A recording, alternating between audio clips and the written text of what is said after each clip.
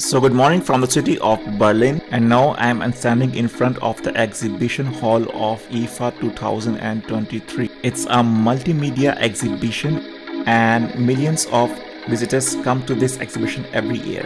So I will now go inside and show you the upcoming new products for the year 2024, and let's go.